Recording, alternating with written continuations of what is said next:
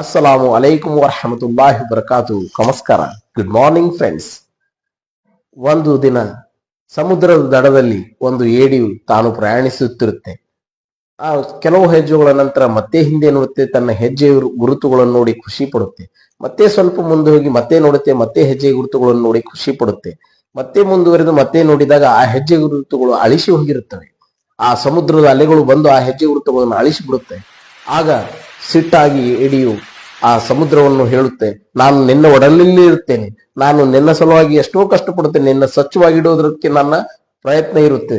ಹಾಗಿದ್ದಾಗ ಕೂಡ ನೀನು ನನ್ನವನಾಗಿ ಈ ನನ್ನ ಹೆಜ್ಜೆ ಗುರುತುಗಳನ್ನು ಯಾಕೆ ಅಳಿಸಿ ಹಾಕಿದ್ಯಾ ಅಂತ ಕೇಳುತ್ತೆ. ಆಗ ಆ ಸಮುದ್ರವು ಒಂದು ಉತ್ತಮವಾದ ಉತ್ತರವನ್ನು ನೀಡುತ್ತೆ. ನೋಡು, ನೀನು ಹೆಜ್ಜೆ ಗುರುತುಗಳನ್ನು ಬಿಟ್ಟು ಹೋಗ್ತಾ ಇದ್ಯಾ, ನಿನ್ನ ಶತ್ರುಗಳು ಆ ಹೆಜ್ಜೆ ಗುರುತುಗಳ ಮೂಲಕವೇ ನಿನ್ನನ್ನು ಬಂದು ಮುಗಿಸಿ ಬಿಡುತ್ತಿದ್ದವು. ಅದಕ್ಕಾಗಿ ನಿನ್ನನ್ನು ಉಳಿಸುವ ಸಲುವಾಗಿ ನಾನು ಹೆಜ್ಜೆ ಗುರುತುಗಳನ್ನು ಅಳಿಸಿ ಹಾಕಿದ್ದೇನೆ ಅಂತ.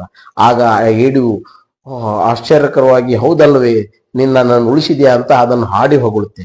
ಇದೇ ರೀತಿ ನಮ್ಮ ಜೀವನದಲ್ಲಿಯೂ ಕೂಡ ಕೆಲವೊಂದು ಹೆಜ್ಜೆ ಗುರುತುಗಳು ನಮ್ಮವರೇ, ನಮ್ಮ ಹಿರಿಯರೇ, ನಮ್ಮ ತಂದೆ ತಾಯಿ ಆಗಿರ್ಬೋದು, ನಮ್ಮ ಬಂಧು ಬಳಗದವರು ಆಗಿರ್ಬೋದು, ನಮ್ಮ ಗೆಳೆಯರು ಆಗಿರ್ಬೋದು ಅಳಿಸಿ ಹಾಕುತ್ತಾರೆ.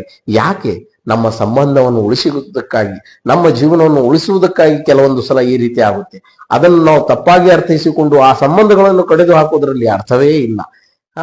ಎಲ್ಲರನ್ನೂ ಸಬ್ಸ್ಕ್ರೈಬ್ ಮಾಡ್ತೀರಾ, ನನ್ನನ್ನು ಸಬ್ಸ್ಕ್ರೈಬ್ ಮಾಡಿ, ಅದಕ್ಕೇನು ದುಡ್ಡು ಹತ್ತೋದಿಲ್ಲವೇ? ಸಬ್ಸ್ಕ್ರೈಬ್ ಮಾಡಿ, ಲೈಕ್ ಮಾಡಿ, ಶೇರ್ ಮಾಡಿ, ಕಮೆಂಟ್ ಮಾಡಿ. ಬೇರೆ ಎಲ್ಲದರಲ್ಲಿ ಹಂಚಿಕೊಳ್ಳು. ನನ್ನಿಂದ ಕೂಡ ನಿಮಗೆ ಎರಡು ಉತ್ತಮವಾದ ವಿಷಯಗಳು ತಿಳಿಯಬಹುದಲ್ಲವೇ? ನೋಡಿ. Okay, thank you.